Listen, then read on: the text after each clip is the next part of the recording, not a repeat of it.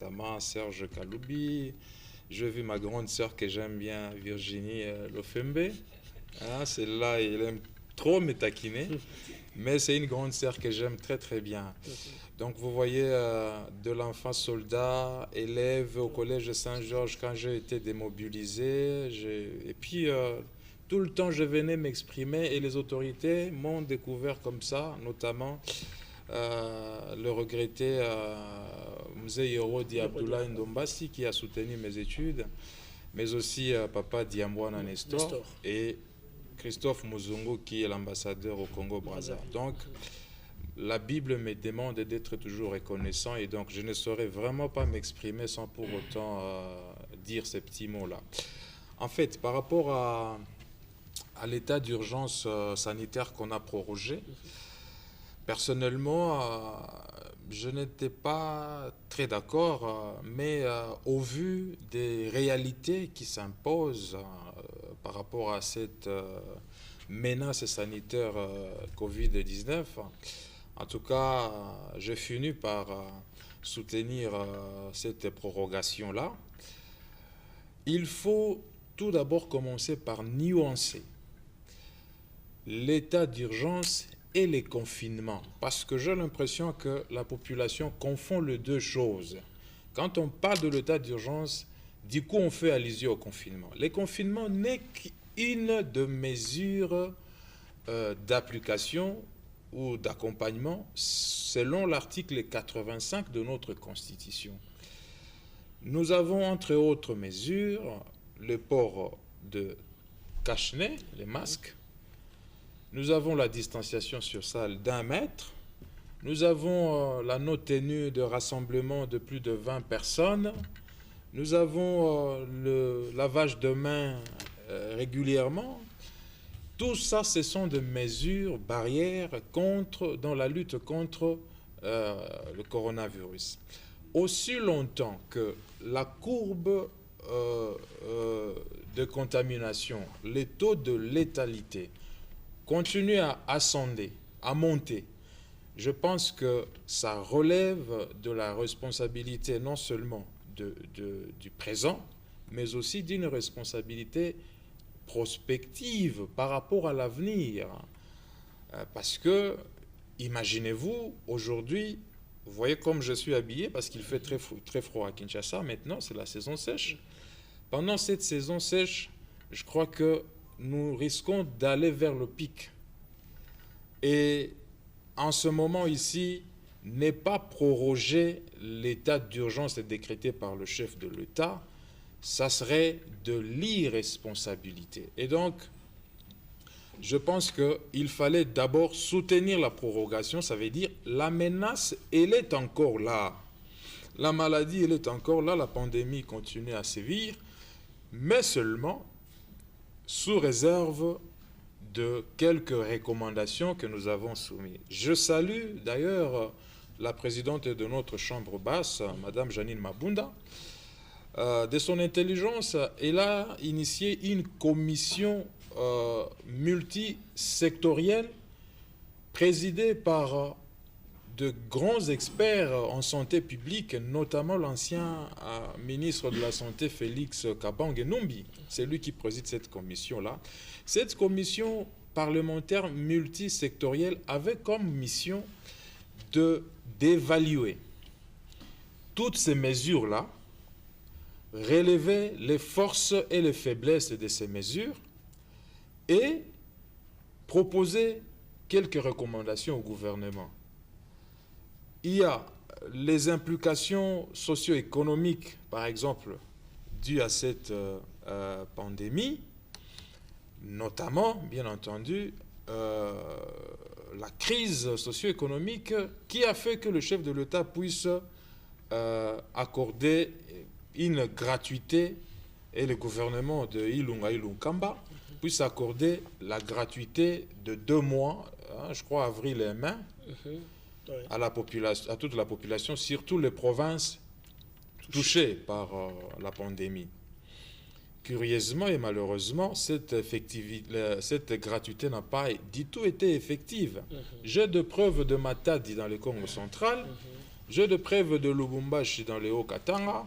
J'ai de preuves de Bukavu, de Goma, n'en parlons même pas au Nord Kivu, de factures qui ont été remises à certains ménages par certains agents malhonnêtes de la SNEL et de la Régie des eaux pour les 2 mois concernés par la gratuité.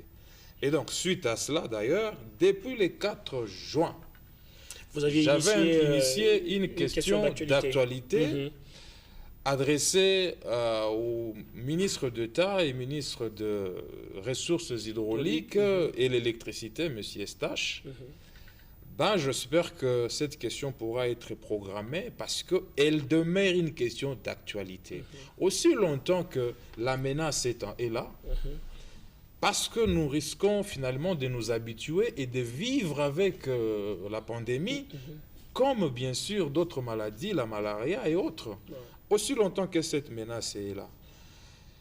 Et pendant que nous n'avons pas encore atteint le pic, pour programmer finalement les déconfinements, est-ce qu'on ne peut pas encore prolonger un tout petit peu aussi cette mesure de grâce, Honorable, la gratuité? C'est vraiment une bonne chose, une idée géniale, mais on va prolonger alors que la population ne bénéficie pas. À Kinshasa, il y a des factures déposées du mois de mai. Et des coupures intempestives, mais finalement, depuis qu'on a annoncé... Les factures du mois de mai, de l'électricité et de l'eau, et en plus... C'est-à-dire, si avant, vous recevez, prenons 30 000 francs congolais de factures, on a doublé du coup. Ah, voilà. On a doublé le coût. Alors que les gens ont passé 2 semaines. Et de l'eau, on dirait impropre, c'est comme si on ne traite plus l'eau. Hein. Donc, en Mbuji-Mayi, par exemple, selon les informations que j'avais, je suis député national, j'ai des points focaux dans toutes les provinces. J'ai reçu les informations selon lesquelles il y avait même de tractations entre le gouvernement provincial et les directions provinciales de la SNEL et de la Régie des eaux. À un moment donné, les gens ne pensaient que la gratuité ne concernait que Kinshasa. Et pourtant, on n'avait pas défini, on n'avait pas défini la chose. Et donc, depuis lors, finalement, on ne desservait plus l'eau potable à la population pendant plus de 3 semaines. Parce que justement, la Régie des eaux exigeait plus ou moins 6 000 $, je crois, et pour l'entretien de ces machines. C'est quand même grave. Allez à Goma, dans le Nord Kivu. Si les images sont là... On peut nous proposer... Je vous dis, c'est encore plus grave. Pourtant, nous avons le lac à côté, au Nord Kivu. C'est inconcevable. Manque de volonté politique. Honorable, aidez-nous à nous suivre. Là, sur les installations de la Régie des eaux, dans le quartier Birere. Voilà, c'est dans plusieurs quartiers où on a installé des bornes fontaines et la Régie des eaux, finalement, plutôt que de donner de l'eau aux gens, il y a des camions citernes, d'après les informations reçues par un collègue, Ibere Furuguta, qui est confiné sur place, et quelques autres, Claude Boingue, Bienfait, Chomba et quelques amis, Eric Lukambo et Urbain Mohamiriza, ils m'ont fait état de certains camions citernes qui puisent de l'eau, et pendant que les gens font des files, ils viennent finalement vendre de l'eau à la population, des camions des citernes de la Régie des eaux. Et ce qui est inconcevable, parce que même de petites filles qui doivent s'aligner à attendre l'eau jusque tard dans la soirée, et même tôt le matin, 4 heures du matin déjà, ces jeunes sœurs-là, ils risquent même d'être violées. Hein? Donc, je pense que nous devons décrier cette situation et j'insiste, je persiste, il faudra que le ministre soit invité pour nous éclaircir là-dessus. Et la population attendra ça. Alors, honorable, vous êtes élu de Goma, il est bien beau qu'on peut parler du Congo, mais on doit revenir chez vous, à Goma, donc là où il y a vos électeurs. Qu'avez-vous fait?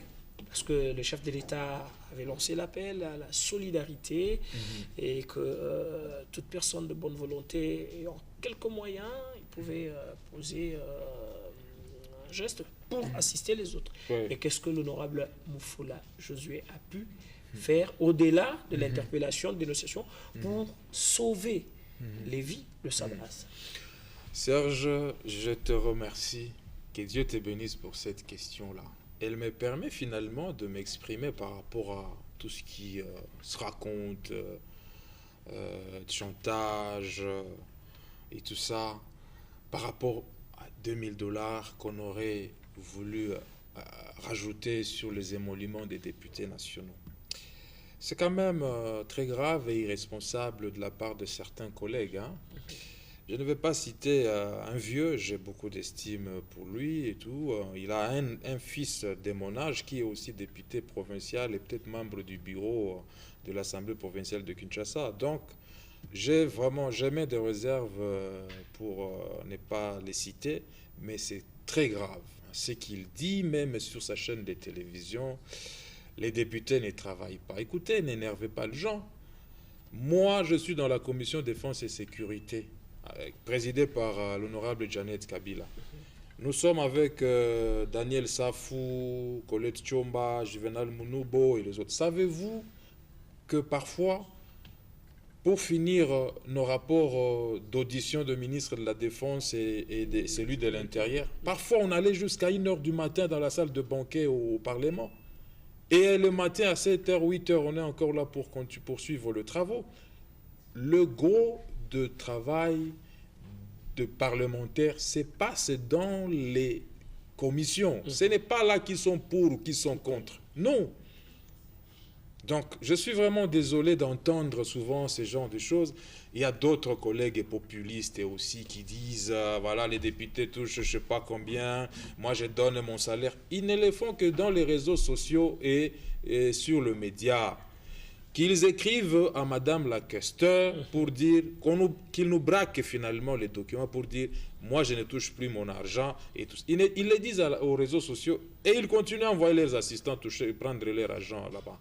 C'est malhonnête. Écoutez, si c'est le député de la législature passée pouvait avoir, je ne sais pas, 10 000, tout le monde parle toujours de 13 000. Heureusement que ce ne sont pas de millions, parce qu'aujourd'hui, c'est le syndrome de millions. Hein? Tout le monde, millions et tout. Moi, j'ai mal dans mes oreilles avec les millions. Je suis un enfant d'un ancien professeur de l'Instigo à Goma. Ma mère vendait dans le marché Virunga à Goma. Et donc, je viens d'une famille modeste.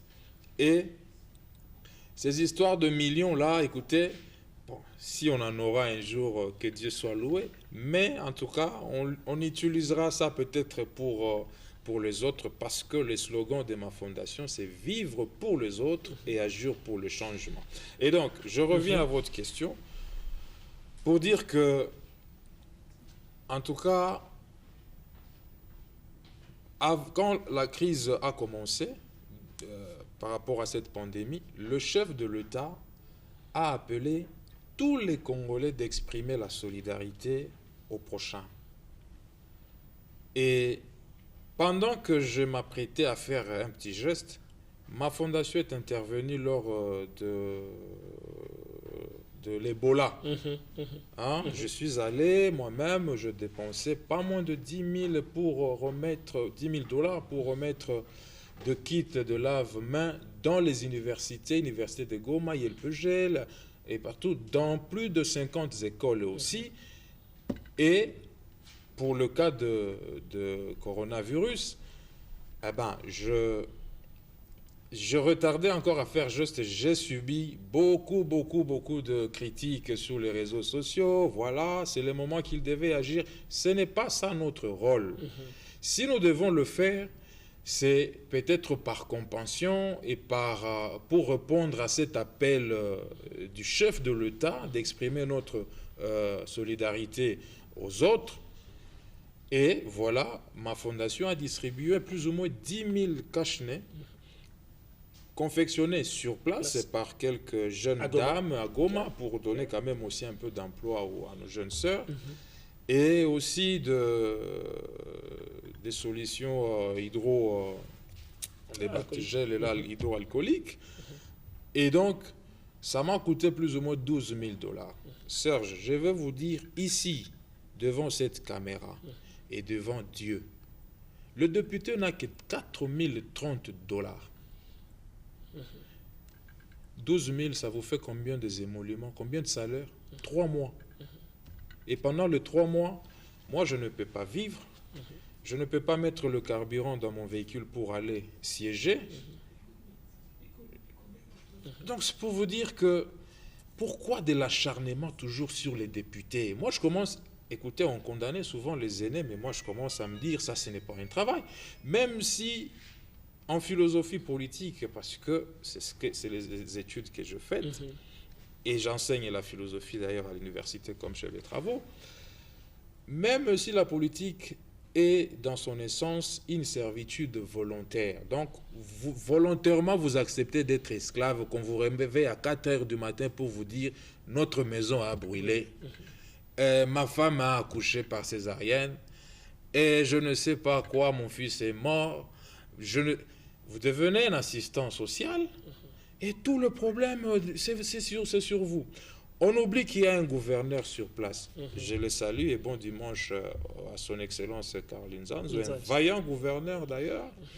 Et vous savez, le Nord Kivu, c'est une province très très complexe à gérer, hein, avec tout le problème de groupes armés récurrents et tout.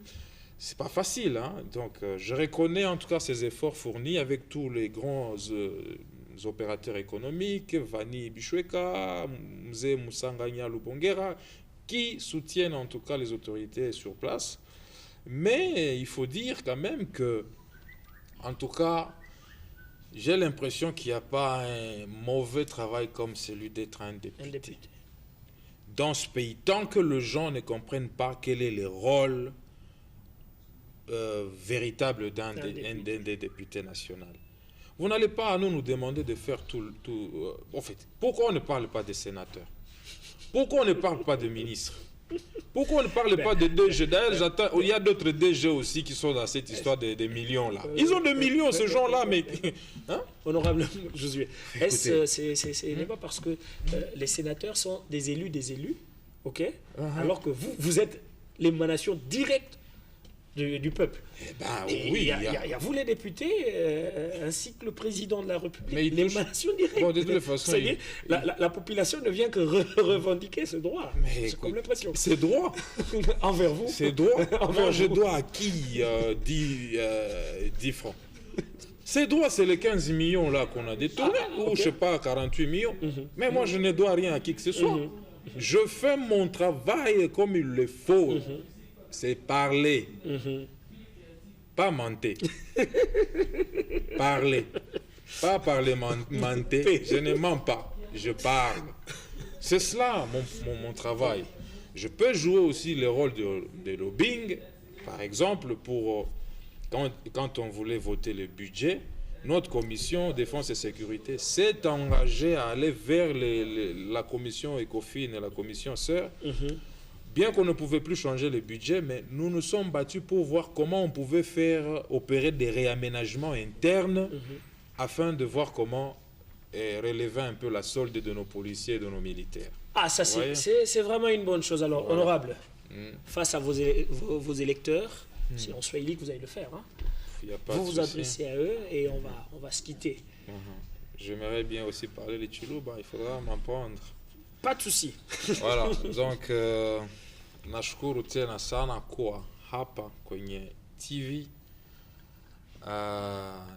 Tuko tunaendelea kutetea swali fulani za jimbo letu la Nord Kivu, na tunajua kweli leo kumetokea hiyo pandemia wanaita coronavirus COVID-19.